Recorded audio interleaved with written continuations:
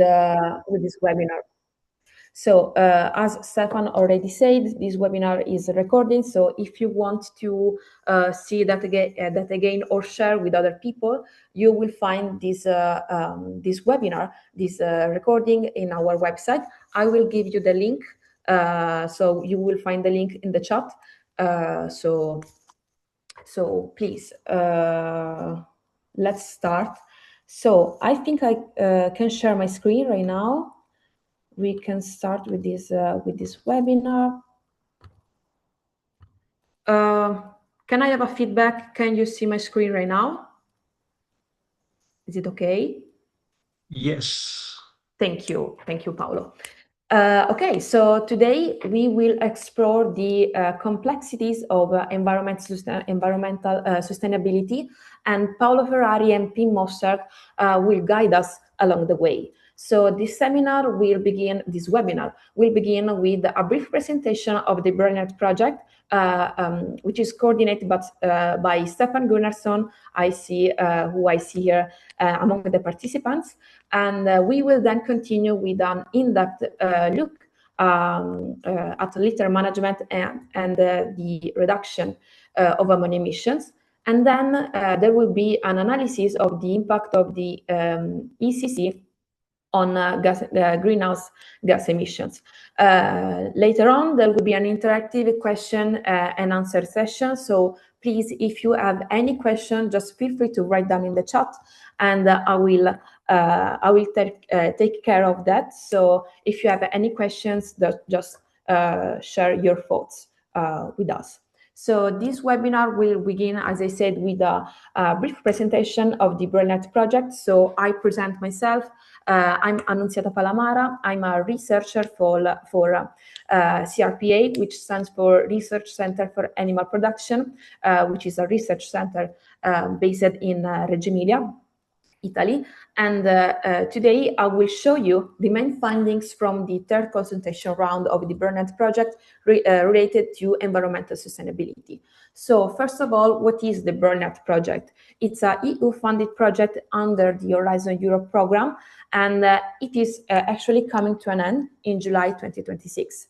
This project is coordinated by the Swedish University of Agricultural Sciences. So what's the purpose of this project? Actually is to provide knowledge and solution in order to help farmers and stakeholders in addressing future challenges.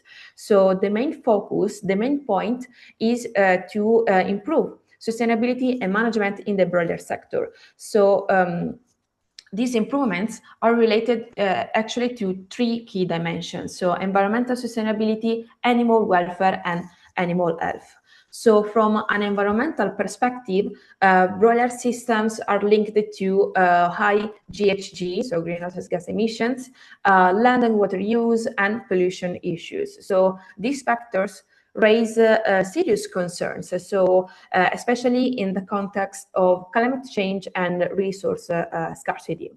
Second, regarding the animal health risk, there is the high stocking densities that can increase the risk of disease transmission, which often lead to the use of antibiotics. And as you of course know, this contributes to the antimicrobial resistance. Finally, the animal welfare concerns, so like the limited space and restricted expressions of natural behaviors can cause stress and negatively affect animal well-being. So it's important to proceed with an holistic approach, so to involve all these dimensions if you want to improve something. So there are 25 organizations involved in this project, and they are from tier 10 countries. Here you can see the map and all the logos. So there are many people involved in this project. So who are the actors of this project? We can define three group of people. So the BNF, the beans, and the TENS.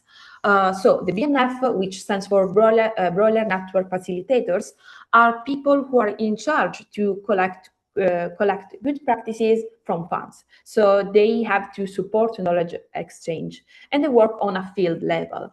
Then there are the beans, which stands for Broiler Innovation Networks, and they are national poultry expert groups. So each country have a beans group. And they have to propose new challenges and solutions related to their own country. And so, of course, they work on a national level.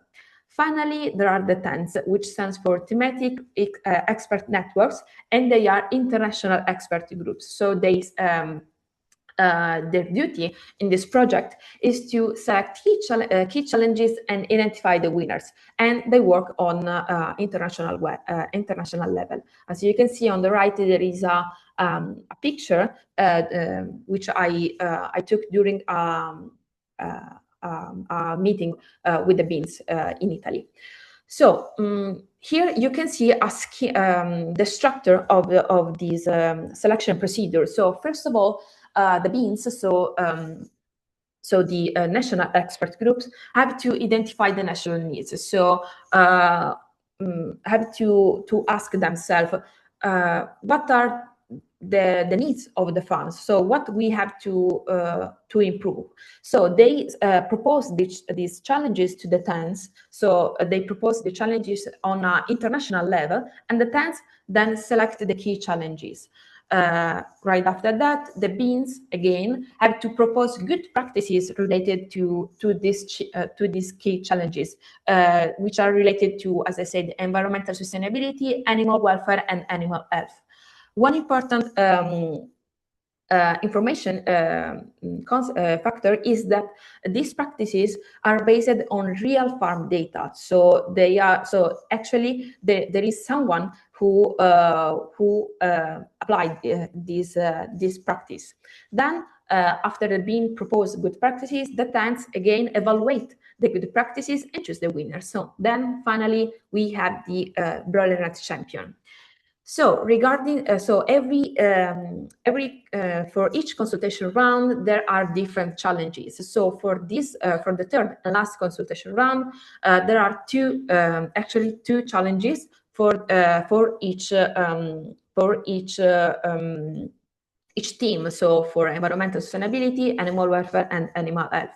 So regarding the environmental sustainability, the first challenge is that the being proposed and then the 10 selected is reducing ammonia emissions. So ammonia is a major concern because it affects both the environment and animal welfare, and of course human health. So as you can see on this slide, ammonia related to poultry led to well, related to poultry, but in general, I mean, can contribute to soil acidification, eutrophication of water bodies, also biodiversity loss, and also to the formation of fine particulate matter. These fine particulate matter. So it deals not also with health, but also with animal health, but also with the humans. So in broiler production, ammonia mainly originates from nitrogen excreted in droppings, and when litter moisture is high, microbial activity increases, and ammonia is released into the air. So emissions are influenced by several factors, like including diet formulation, ventilation, temperature, humidity, and litter quality. Of course, there are different mitigation strategies, like litter moisture, like keep litter moisture under 30%, optimized protein levels. But I don't want to go deeper in that argument, as I know that Paolo Ferrari in his presentation will explain you, will show you different mitigation strategies. But one key message that I want to share with you is that you cannot achieve environmental sustainability without reducing ammonia emissions. So this is an important message that I want to share with you. So then the other challenge that was proposed by the BIN and selected by the TENS was improving carbon auditing, so establishing baseline and standards. So carbon audits at farm level are essential to identify GHG emission hotspots. So this activity is also important in order to support targeted mitigation strategies in broiler production. By analyzing data such as feed use, energy consumption, or manure management, or I don't know, housing systems, farmers can better understand where emissions originate and how they can deal with it, how they can improve that. So it's important to highlight that current carbon calculators, so these tools, are often heterogeneous. So they differ in methodology, system boundaries, and underlying scientific assumption. So this actually limits comparability between farms. So that's the main point, I mean. But moreover, many tools are primarily evaluated based on usability and speed of adoption. So they don't care about the quality, but the quantity, actually. This, of course, translate into a less attention to the technical robustness, data quality, and scientific evaluation. Of course, you cannot reduce, that's the key message of this challenge.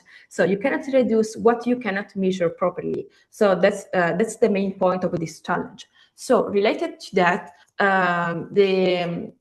our beans proposed different challenges, and the TANS selected 2 champions, so 1 champion for each challenge. So for the first one, for the reducing ammonia emission, a French practice was selected as the champion, so optimizing litter aeration and addition for ammonia emission reduction. So this practice actually focuses on keeping poultry litter dry and friable throughout the production cycle. This by combining early aeration with targeted addition of fresh material. Of course, we will go deeper into that into the issues during the webinar.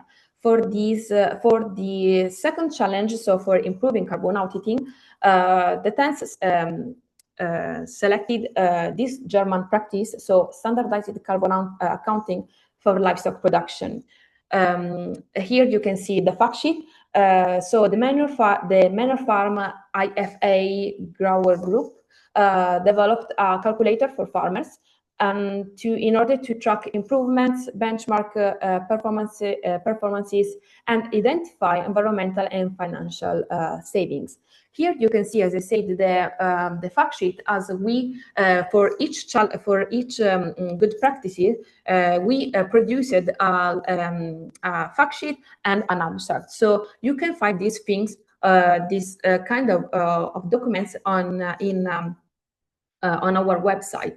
So here you can see our homepage, the BroilerNet homepage. As I said, I will share the link in the chat. On our website, you can find inspiring best practices and hands-on tools, and also the latest news and event updates, like this webinar, the next webinar. So as in the next month, there will be also other webinars and events related to the BroilerNet project. Of course, you can find multilingual resources and key publications, as every document is, of course, translated in different languages. Of course, there will be there always will be a document in English, so don't worry. And then you can also find stories and experiences from farmers and experts. So please visit our website. You will find like everything. So thank you for your attention. My presentation is done. So I think, Paolo, you can you can continue this webinar. So please feel free to share your screen and also present yourself, as I didn't do that. Okay. Now, sorry. No, we are still looking to your, I think. Oh, It's sorry. okay, good. I was Now sharing. it's I was possible. still Yeah, sharing. Sorry. right. Good. In presentation mode, just a moment. This.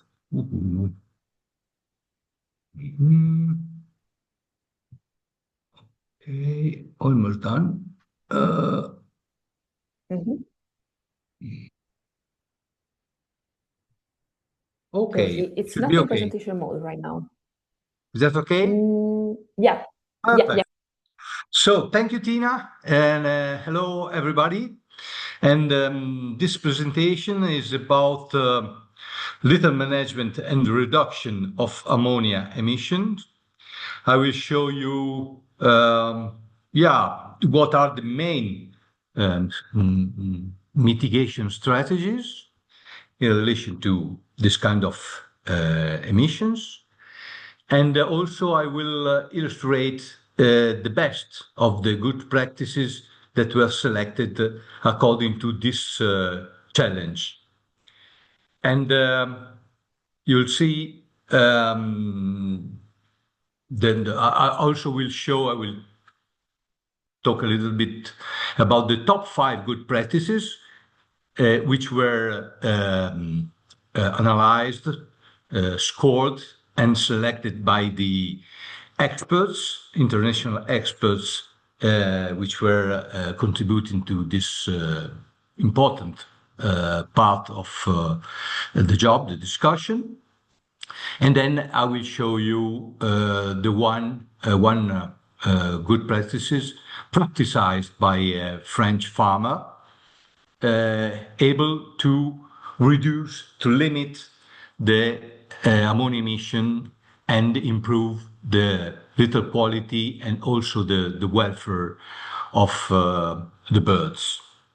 So, as we know, ammonia, so 39% of ammonia emission at global level are caused by livestock farming. And so ammonia emission is considered as a major atmospheric issue due to that influences the global environment and the major environmental risk to human health and also for the animal health, as it contributes to the formation of secondary particulate matter, and also ammonia is causing issues to the respiratory tract and also make the birds more sensitive to respiratory diseases. So, and as regards ammonia, if you look to the Directive 207/43 about the welfare of broiler chickens, broiler farms authorized for high stock density over 33 kilograms of live weight per square meter. The concentration, air concentration inside the bird should not exceed 20 part per millions ppm, and to this end they should provide evidence of the ventilation equipment able to provide and also other technical information in order to get this authorization. Ammonia emission, as said, has an important impact on the environment due to the formation of PM, particulate matter, indirect contribution to nitrous oxide, which is a very powerful greenhouse gas, and causing eutrophication and acidification.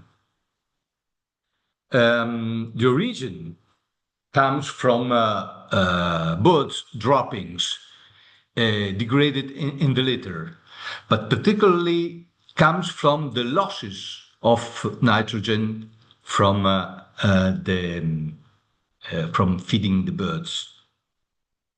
And emissions so are influenced by the diet, so we should limit the nitrogen content so the protein content in the diet, in order to avoid any surplus, any losses in the droppings, in order to ensure that the protein in the diet is retained by the bird body, by the body growth. So it is also affected by the litter quality, of course, by the temperature, humidity, acidity, so the pH. So if the pH is high, ammonia emission is higher as well. And ventilation. Ventilation is very important in order to keep the litter dry, to reduce the humidity, and in this way to limit the ammonia emission. At the same time, it shouldn't be too high, particularly in the winter time, in order to, because, ammonia is emitted due to the contact, the interface between air and the drops and the fermented litter. So mitigating strategies, the main mitigation strategies, which are also mentioned in the BAT reference document, I will show you it later, and are related to optimized protein levels, litter management, so the moisture, the humidity should be kept below 30%, improved ventilation, and as said, the indoor ammonia concentration should be kept under the level of 20 ppm in order to preserve human and birds' welfare, and also to preserve bird growth performances. The main stages of the production of broiler production are mentioned in the BREF, so the best available technique reference document for intensive rearing of poultry and pigs. And this is a document which is very important for the authorization. Every broiler farm keeping more than 40,000 birds must have this kind of authorization. And in relation to ammonia, we have three different stages. So the housing, so the emission inside from the litter, we can say, during the production cycle, the eventual treatments of the litter at the end, after the birds has gone to the slaughterhouse, the storage, so the litter, the manure can be stored, and we have emissions as well. And during distribution also we can have large emissions, as you can see here in these figures. Powerful mitigation strategies are, for instance, not looking to the house, but looking to the,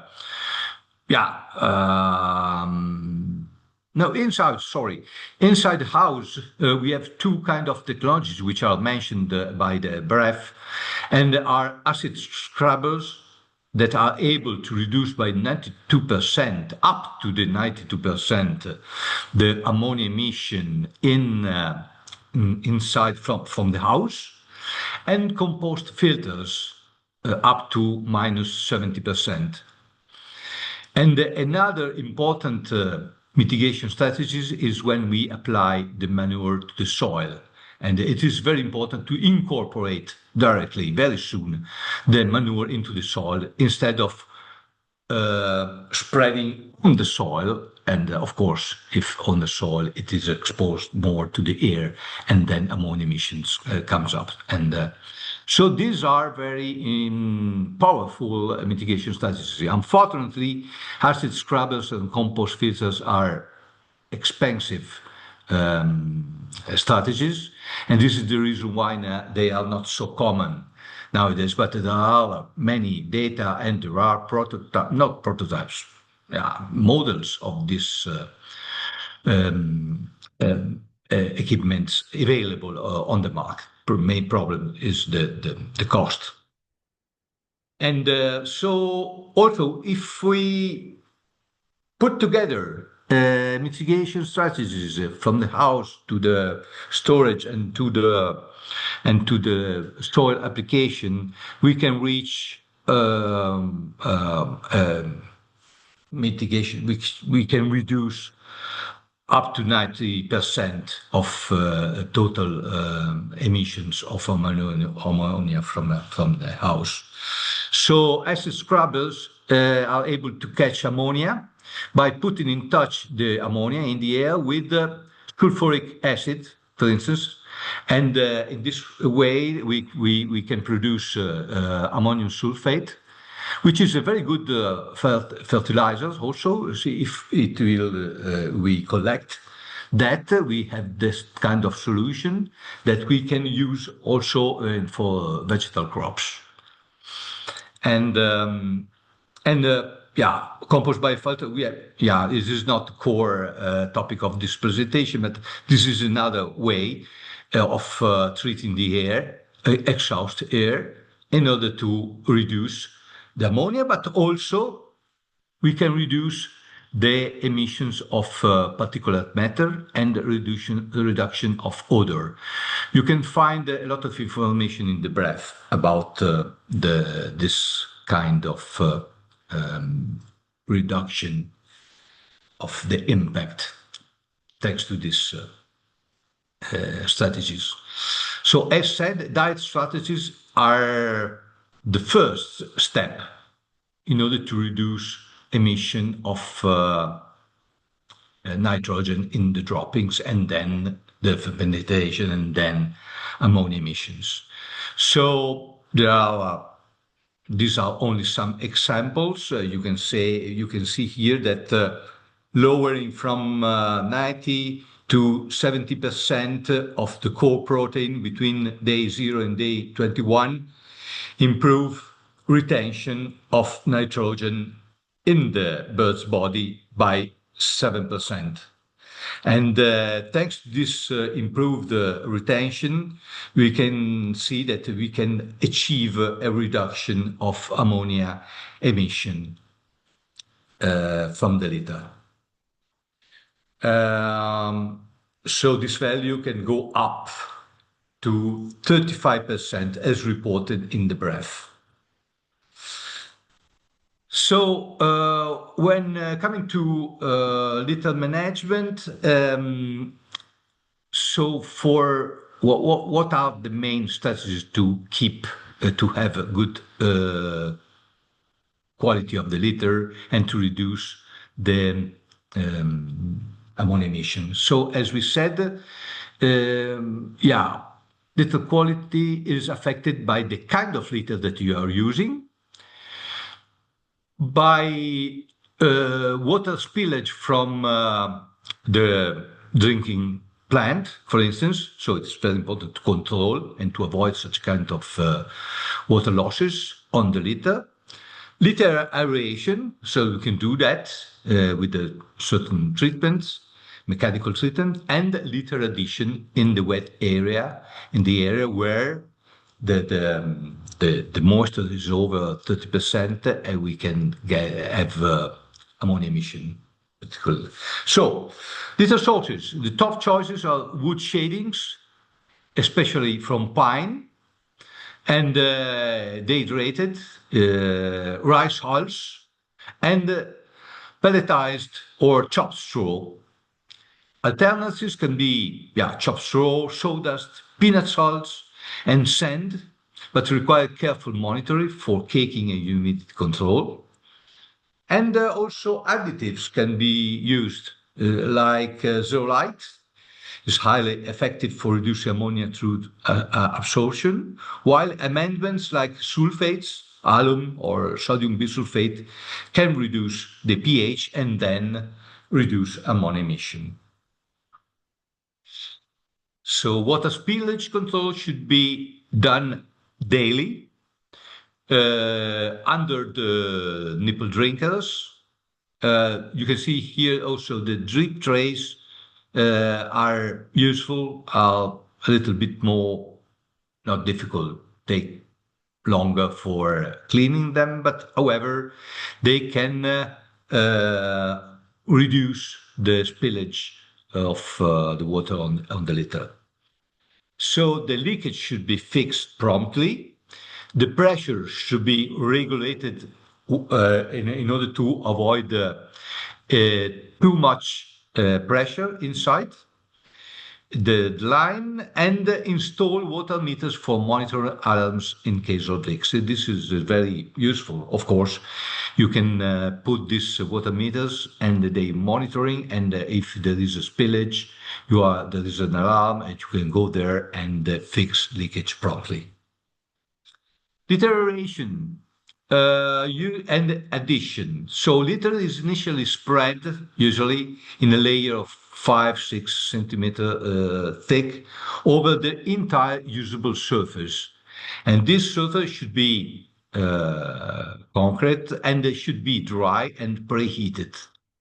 This is very important to keep the litter dry, particularly in winter time on the humid, cold season. Litter aeration should be started by means of mechanical scarifier or cutters, so machine mixing, however, and mixing or cutting the litter in order to get it more aerated. What is important is not to turn it. Turning the litter is good to have a better mix, but it results very often to ammonia emission. So what is important to break eventual crust on the litter, and to keep that aerated, and to add more litter. And so this mechanical scarification or mixing should be done every 2 or 7 days according to the seasonal humidity and ventilation flow. and after 1-2 weeks after the chicks are housed, and up to 4-5 weeks. And additional litter is spread to keep the litter dry and wet areas. So the best litter is the litter with a very high absorption, capable to absorb water.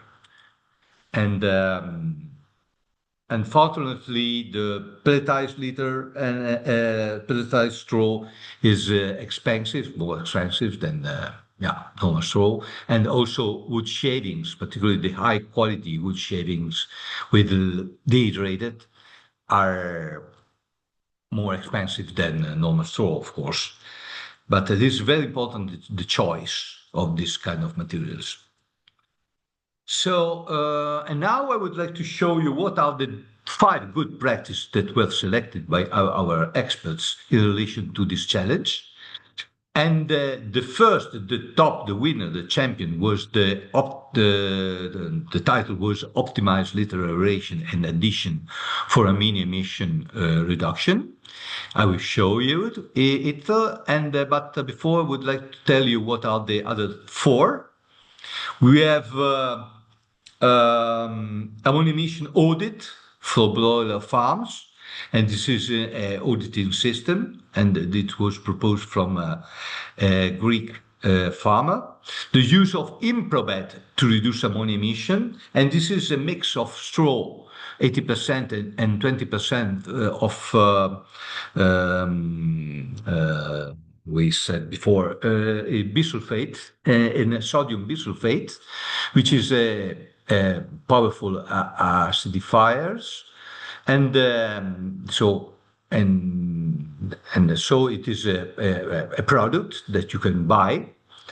And then we have the good practices 4 and 5, which are about optimizing amino acid balance in broiler diets in order to reduce protein content and, of course, the content, nitrogen content in the droppings. Okay, so this is the winner, David Labbé from France, and it is not very big farm. They have two broiler houses with 27,540 chickens per batch per broiler house. They produce 6 batches per year. Usually, but in 2004 a little bit less, and they produce heavy broilers, males at 3.3 kilograms when they are 45 days old, and females slaughter lighter at 1.9 kilograms when they are 35 days old. What is the practice? The practice is to aerate, steer the litter every 5 days from start, from day 0 up to approximately 20 days by using a scarifier machine. So a machine which is cutting the litter, but not turning it. And generally is done under the drinker lines and not throughout the entire building. And it has to be done early enough and regularly to prevent the release of ammonia. It is recommended to not wait that a crust is formed in the litter, as it will stir up even more ammonia when it will be open and moved. What is important not only to the mechanical aeration, but also the litter addition. So regular addition of litter is carried out during the batch cycle, allows maintaining litter quality. And in wet or caked or damaged area. So in this farm, they start with 2 kilograms per square meter for day-related wood shaving at day 1. And they add 2.7 kilograms per square meter of chopped straw only in caked degraded area on days 7, 14, 21, and 26. And you can see in these pictures the litter before adding, during adding, you see the chopped straw here, and you can see here how, the quality is improved, particularly near the drinkers, under the drinkers. What is very important also the ventilation. So this farm is equipped with, of course, ventilation, but they have also this system for monitoring temperature, humidity, also the looks inside the barn. In different locations, they have different sensors, and you can see that the temperature variation you can check. And you can see these green lines. When there is a problem, they turn into red lines so that the farmer can be alarmed about something wrong, and it can manage the situation through the ventilation. So not only litter, but also ventilation is very important. And you know that ventilation is very different from in winter time. You have to keep the heat inside the burn and to reduce the ventilation, but at the same time you have to extract the humidity efficiently. Whereas in summertime you have to extract the heat and with the high flow ventilation, and if you do that, also the usually the moisture is taken out. So, what are the environmental economic benefits of this practice? So we have better litter quality, less pododermatitis and less ammonia emission. Increased labor time for putting at the litter and using the scarifier machine. Higher cost for purchasing and maintaining the scarifier, and higher cost for buying additional quantity of litter of high quality. Compared to only straw used as litter at the beginning, without any addition and without any scarification, mechanical mixing, and so on, a mixture of wood shaving and chopped straw results in higher average daily gain, improved feed efficiency, and lower mortality. The farmer estimated a gain, an additional gain, economic gain of around plus 10% due to improved litter quality and annual performance.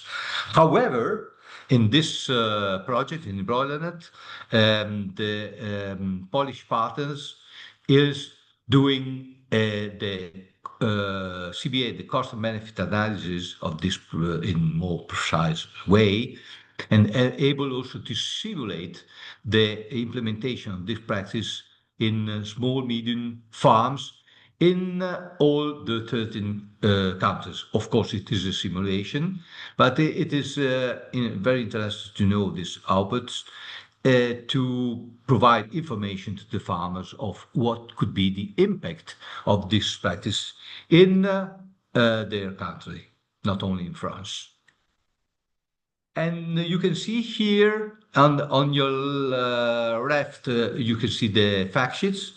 This is a draft, but it's going to be completed very soon.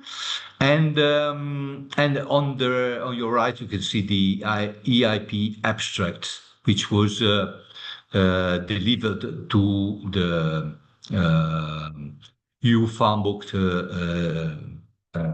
system that you can use to look for and analyze good practices or results of operational groups, research projects, and so on in relation to this topic. Thank you very much. So I will give you the floor to you, Tina, and in a way that you can present PIM presentation. I will. Yeah. I take out. Oh, good. Okay. Yeah. Thank you, Paolo, for this interesting presentation on this truly problematic gas. As I can see, also someone commenting on the chat that it is actually a really big problem. So I invite you all to feel free to share your thoughts. I mean, this webinar is not only for us to talk to you, but only you have the chance to talk with us and share your what do you think about that. So now I give the floor to PIM Master. So please, if you want to present yourself and share the screen.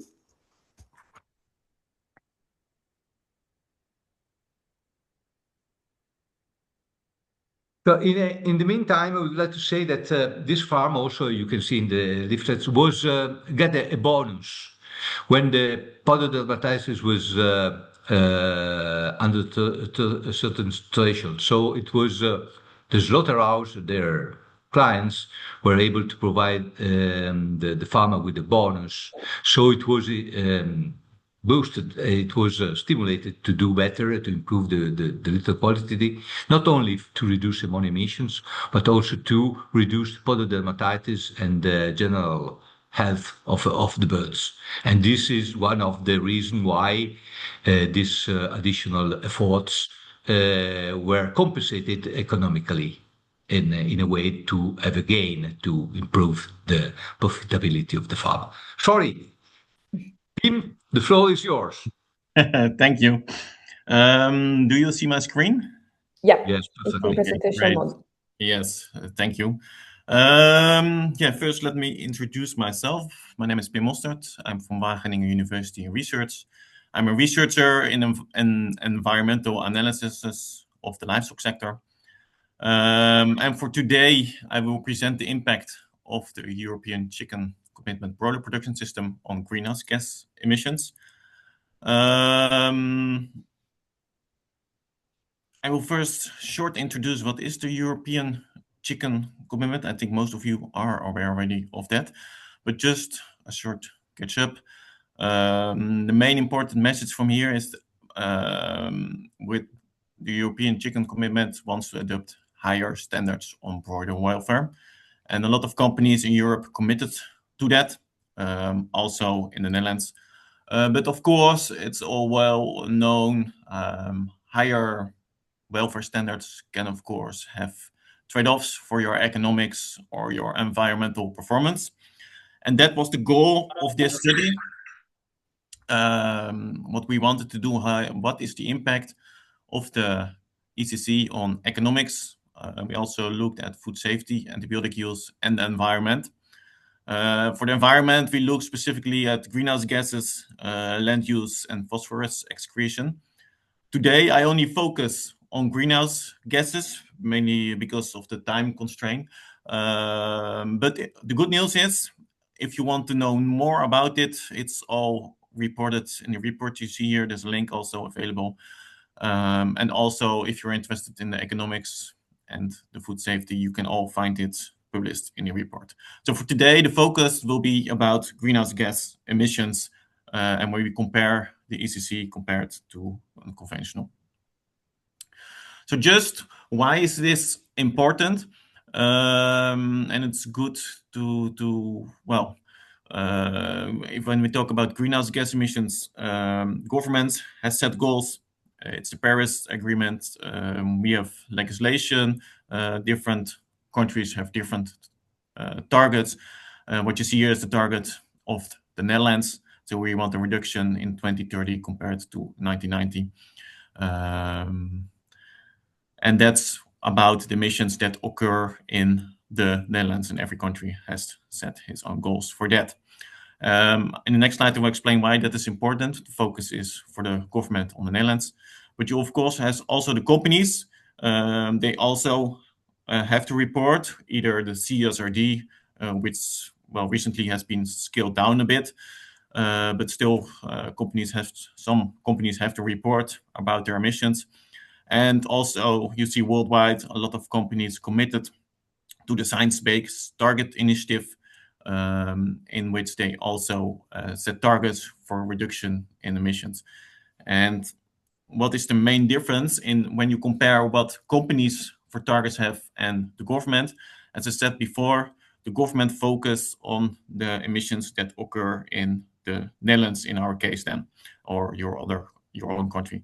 And why is that important? Because when we look at poultry production, feed production and related emissions to feed production are very important to the total emissions in the poultry. And in the Netherlands, main feed ingredients are important. So that means that greenhouse gas emissions do not have a high contribution to the total emissions in the Netherlands, because those feed ingredients are important from other countries. Of course, for other environmental impacts, that's different. For example, for ammonia, etc., that's more important, the poultry sector. But for greenhouse gas emissions, not so many emissions occur in the Netherlands. When you look at what companies do, they follow the life cycle assessments. They also take the emissions into account that occur outside, in this case specifically the Netherlands. So they take the chain approach. You can also call it the scope 3 emissions that occur from outside their direct production. And that means you include feed production emissions, and then means that's what you can do, an LCA. And then, of course, the poultry sector is very important because, feed production is the main source in greenhouse gas emissions. So it's good to realize when you talk to the industry or the government about the greenhouse gas emissions, they have different type of interest in reducing those emissions. For the poultry sector in this case then, of course. So what did we do? With a typical broiler farm, and based on the performance of an ECC, chicken broiler production system, and a conventional broiler production system, we had the input for both systems from field data from farms and industry, or earlier research, or we had it from databases, for example, about energy use. And we also used some data from a research station in Belgium for the comparison of the ROS and the repo. So what we did, again, as I said, a life cycle assessment, and we compared the total emissions from an ECC system and a conventional system. So we included all the emissions along the chain until the slaughterhouse. So we started with the breeder, the rearing and the laying period, to the hatchery, to the broiler farm, to the slaughterhouse, and in between there are transport and products get out, for example, meat and other eggs from the laying period. And in the end, we have a kilogram. Well, we express all those emissions in kilogram live weight, kilogram carcass weight, or kilogram meat. I come back later to that. To calculate that, you need a lot of input about production parameters, but also about emissions along the chain. So you need the feed production, the feed compositions, and the emissions for producing all those feed ingredients, and then the transport, etc., processing to the Netherlands. Based on what methodology to do that, we published before in the Greenwell project. We also calculated for slower growing chickens, the environmental impact that's already available, you see that. But now we also, in the Netherlands, we see, it was also addressed before in the presentation, a lot of different methodologies how to calculate emissions. And in the Netherlands, we're now developing a standard for the Netherlands, a carbon footprint guideline standard, in which, well, we say how to calculate it, but also what primary data needs to be collected. And if you cannot have those primary data, what default values you should use, and also what background data sets you should use. Ideally, again, that's from a European perspective, but that's not yet possible. But if you want to see exactly how we did it, you can read it back in those reports. I'll not go into detail that because of the time. Very important, as I said before, is the type of diets. So for the breeding states, we composed one diet for the rearing and one diet for the laying. In this case, we assumed the same diets for conventional and the ECC for the breeding states. But for the broiler states, we had 4 diets for both of them differently. And the selection of the feed ingredients for these diets were based on the nutritional recommendations by the breeder organizations, and based on, it's good to realize, based on economic optimizations prices of 2024 for the Dutch situation.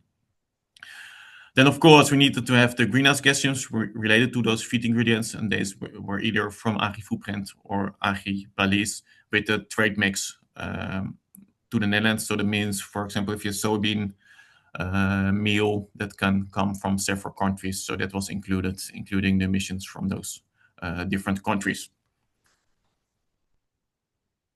But of course, we also needed the performance data. What you see here is the main importance for here. This is about the broiler states. In the report, you can also read for the breeding states, because I said the diet is the same, but the production performance data was a bit different in the breeding states, but you can find it back in the report. So we compared the ROS with the Redpro, and you see the main differences is here. For this, most important for you now to remember, there were more difference, but for difference to understand the difference in greenhouse gas emissions, the mortality and the feed conversions are the most important differences. What you see here, and these are the ones that we took in this report. And also, of course, the slaughter weight and the kilogram meat was also different, and that was based on data we got from the Hubbard and the ROS 308, and then we compared those two, and we said that the Redpro was in between those two. Just for your information, again, you can all read it by detail back in the report. But what you see here is that the carcass yield is a bit lower. So the Redpro is the ECC, and also the kilogram of meat is a bit lower of the Redpro compared to the ROS. And that's important to understand the results when you express emissions per carcass or per kilogram of meat. So kilogram of meat is the breast, legs, and wings together. So when you look at the feed emissions, so we composed those diets for the breeder and for the broiler states. You see here for the breeder it was the same, but you see here for the conventional and ECC with 4 different type of diets. So the composition was also different, and the main difference what you see here, so you have to compare, for example, the starter of the conventional with the starter of the ECC, etc., for the grower and finisher. The main difference what you see here is in land use chains, so it's a bit lower at the ECC broilers. Also the total is a bit lower, and that's again mainly to the land use change emissions, and those were a bit lower because of a lower inclusion of soybean products. And these soybean are again based on trade mixes. So if you would assume all those soybean products would come, for example, from North America, the land use change emissions will be very low. But in this case, also a big part comes from South American countries, which result again in land use change. But it's important to see here that per kilogram of feed, the HSA broilers have a bit lower emissions, mainly due to land use change. But if you're gonna express that into the broiler farm, you see here the kilogram CO2 per kilogram live weight at the broiler farm stage. So that includes the breeder. We also have it at the breeder stage, but you can find that in the report. The breeding stage to the total is limited, as you can see here. That's the dark blue part. But you see the main emissions are related from feed production and from land use change. So per kilogram of feed, the ECC broiler had a bit lower emissions, but when you express it per kilogram live weight at farm, you see it's higher, about 6%. And that's again because the feed conversion rate it's much higher. So that reduction in feed production per kilogram does not outweigh the feed conversion rate. And of course, I come back to it later, you can debate how to include that land use change, but you see here in general, the emissions from the ECC are higher than the conventional. So you can also express that per kilogram carcass weight or per kilogram total meat. So if you look again at kilogram live weight, the increase of the ECC is 6.3. If you would look at the carcass weight, it's about 7.2. So the carcass weight of the conventional is better than the ECC. And also, as you showed you before, at the total meat, it's better at the conventional compared to the ECC, so that results again in a higher increase of the ECC. So these results are also there for economics and other environmental impacts. And even when you look at the other environmental impacts, you see the same trend that the ECC performs per kilogram of product worse than the conventional. So an important question is always what people ask, how now to reduce those emissions, and it's quite clear that at the broiler you have to focus on the feed production. That's different, for example, when you compare to pork or dairy sector. Dairy sector, of course, has enteric fermentation or the manure storage. Also at pork, manure storage is an important one. But specifically when you look at greenhouse gas emissions and poultry, the focus should be on feed production. And then the most easy way, always, when you look at those results, you think, hey, I should do something about my land use change emission, change my origin of feed, for example, go from South American soy to North American soy. And yes, that would give a good result for you on paper. In theory, when you look at a broader food system, not only at your broiler farm or country or only the broiler sector, but as the livestock sector, you're only shifting emissions. As long as the total demand for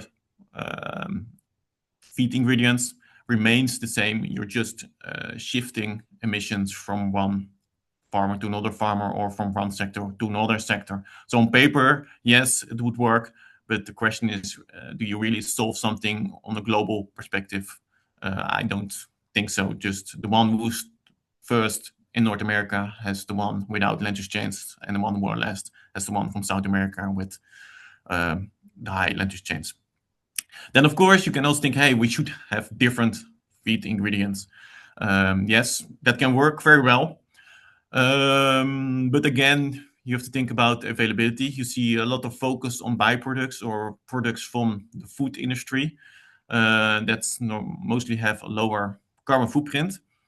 Yes, and that can give, again, for a broiler farmer, a lower carbon footprint. But again, you also have to think about, is it available? Is there enough available to feed a lot of poultry farms with that feed ingredient? And also, where was that feed ingredient coming from? Are you getting it from the pork sector? Was it already there? And again, are you shifting emissions or are you not shifting emissions? So again, when you look at different type of feed ingredients, you always have to think, yes, my emissions go down, but when you look at a broader system, do I really solve something, or am I just shifting emissions? And I'm well aware it's very difficult to know that, because before you know, you're looking at the whole world. But what is definitely working is doing something on the cultivation and the processing. So there's a lot of fossil in there. So reduce that. In the cultivation, you can reduce that, but also in the processing, go to different type of sources. There's no trade-off in that going to green energy or improving the yield during cultivation or other cultivation practices. But also that will have a price. And you also need to think, yes, as I'm a broiler farmer, my product comes from Brazil or another country in Europe. How do I manage that? It's a bit far from a slaughterhouse to go to feed ingredients in different part of the world. And also be aware, is it possible for them to do that? Because it will have a high cost, and there might be also other issues in other countries which are much more important than changing their cultivation practices or going to green energy. So it's not easy, but the good thing about it is there's no trade-off in improving cultivation and the processing. Of course, you can also look at other impacts to reduce those emissions, but they are minor. Yes, manure has some impact, but on the total emissions, it's limited. Again, this is for greenhouse gas emissions. For other environment impacts, of course, you should do something about the manure. Also, energy is relatively low compared to the total. Of course, it's always good to go to green sources. But if you really want to reduce emissions, you should do something on the feed production. So to conclude, the feed production is the most important to reduce the total. But what we showed here is that the ECC has higher greenhouse gas emissions per kilogram than the conventional. Although per kilogram feed it was a bit lower. That's mainly because the higher feed conversion for the ECC. So yeah, there's a clear trade-off here, I think, between improving the animal welfare, but yeah, increasing the impact on the greenhouse gas emissions. That's what I want to conclude. That was it. If there are any questions, feel free to ask them now, or read the report, or send an email later if you want. Thank you.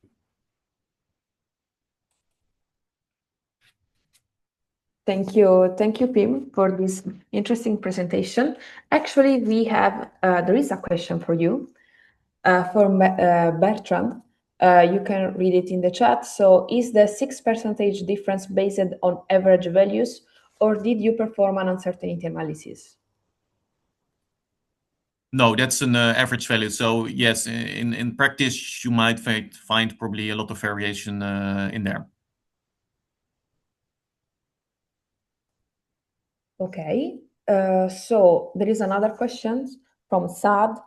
My question is that you look at CFP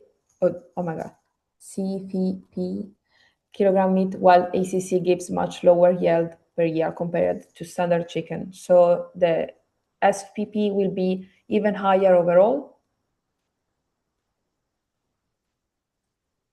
I'm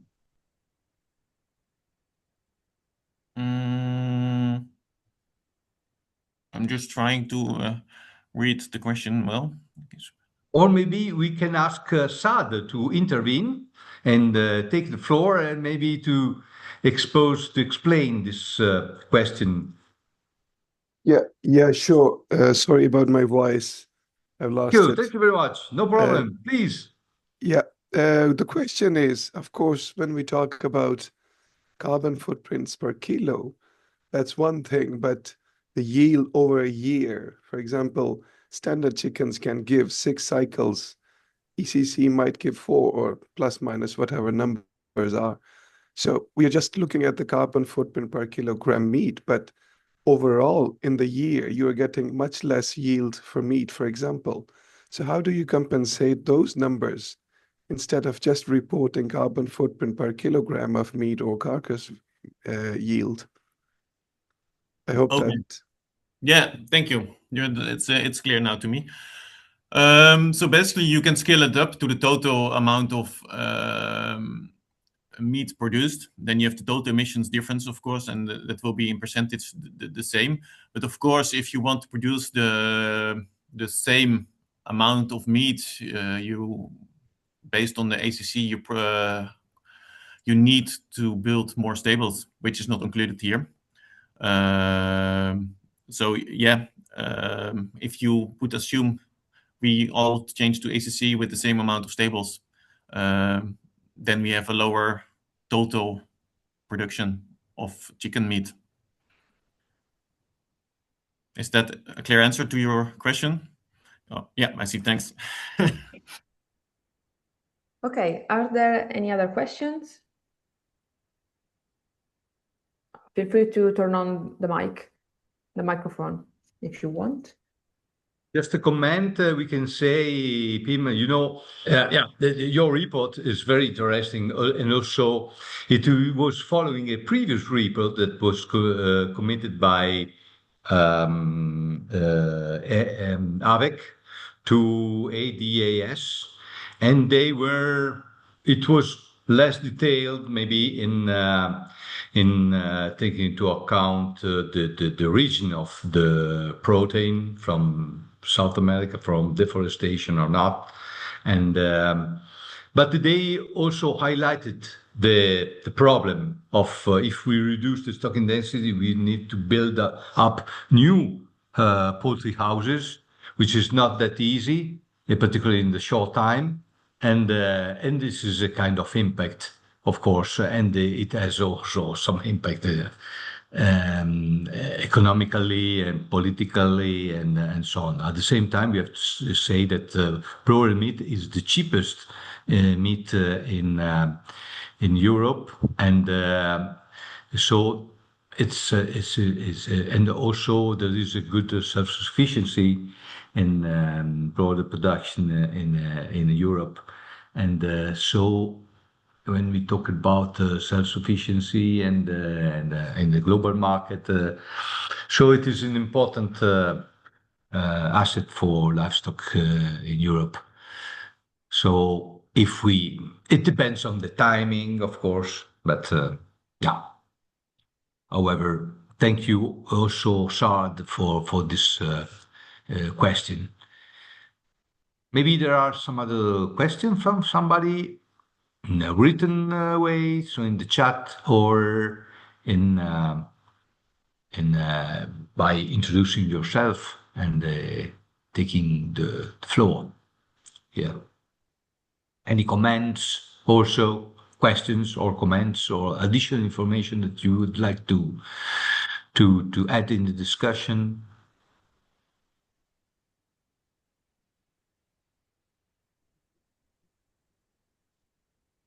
We don't see it.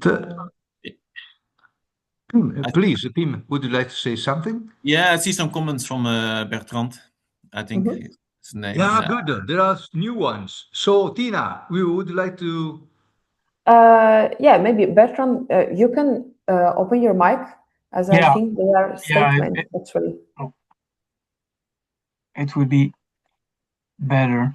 That's always the challenge of doing some environmental analysis. The question of metrics, the metrics that you are using, is always raised.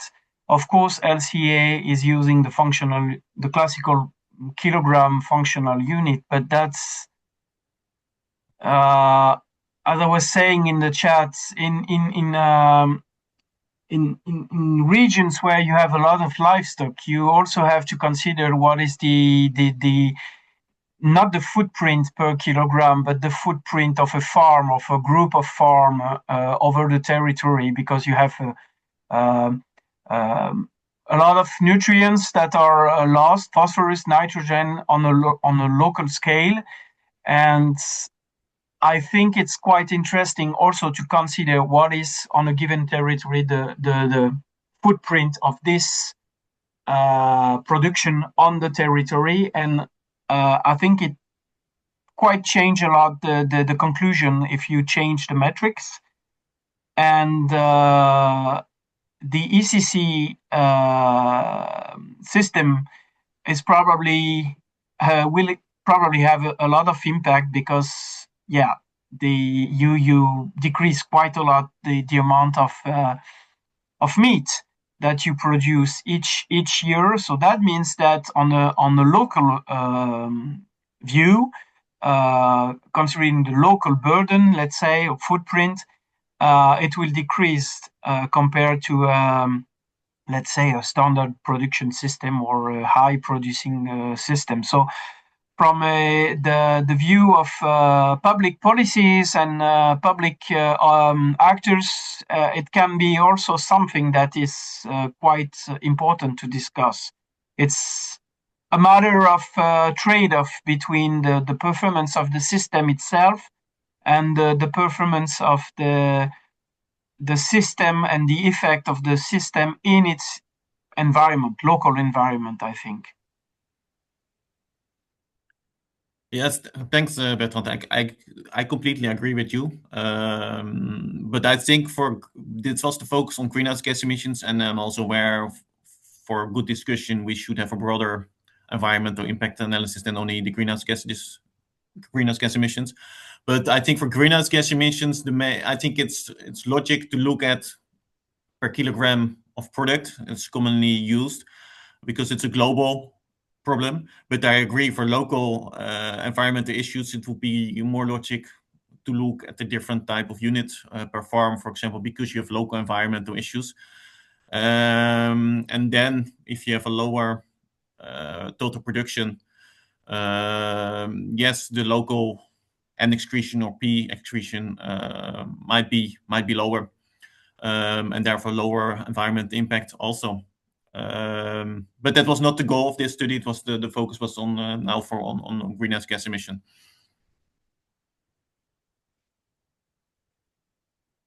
I think that more precise, not more precise, more focus, more studies based on the available knowledge, but more studies focused on specific supply chains or specific territories could help also policymakers to address their policies, and in order to improve the sustainability of livestock farms, particularly broiler farms, of course.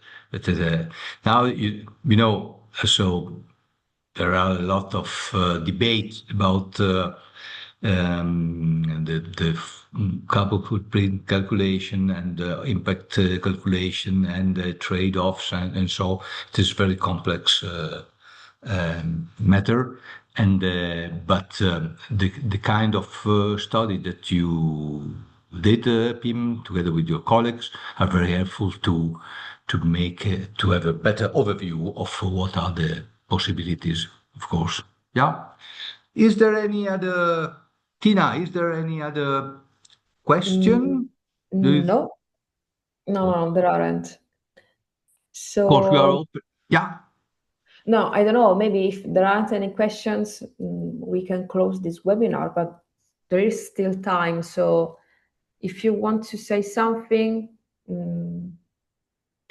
I don't know. Still This looking is in the the time. This is the moment. Yeah, Yeah. exactly. No, otherwise you can get in touch with the speaker and with the BroilerNet to make network, so you can get in touch with us, with the coordinate with the other partners to get more information and the project. Stefan, please, yes, your intervention is very welcome. I would like to express my sincere thank you to Tina and Paolo and to Pim for giving interesting presentations, and it's really nice that we have such a large audience and that we can distribute information that is valuable for people within the broiler sector on all levels, from scientists to farmer, and from farmers to scientists. Thank you. Thank you, Stefan. So, well, that's it. I think we can close this webinar. What do you think, Paolo? So we would like to Okay. thank you, all the people, participants, the speaker, Pim, of course, and his colleagues for a nice presentation and nice publication, and a very important, very interesting topic nowadays. And I think that, of course, I would like to tell all the people that the webinars, not only about environmental sustainability, but also two other topics faced by the BroilerNet network, animal health and animal welfare, are available. The recording are available on the website, so you can look at them, and also you can download a lot of materials of the all good practices that have been collected, the best ones, of course, the top 5, and you can find thematic reports that you can download, including references, scientific and technical references to that. And and we hope, of course, that it will be helpful to make the European produce sector more competitive and sustainable, of course, in the future. So, for you, Tina, last. Yeah. Thank you, Paolo. So just one last thing. So the recording of this webinar will probably be published on our website next week. So you'll find there anything, as already Paolo said. I want to thank, of course, Paolo, Pim Moster for his important contribution. We really appreciate it. And also to Stefan for joining us today. So thank you all. Thank you all for joining us today. And I wish you a nice weekend. It's Friday today. So thank you all. Have a good day. Bye, everybody. Bye-bye.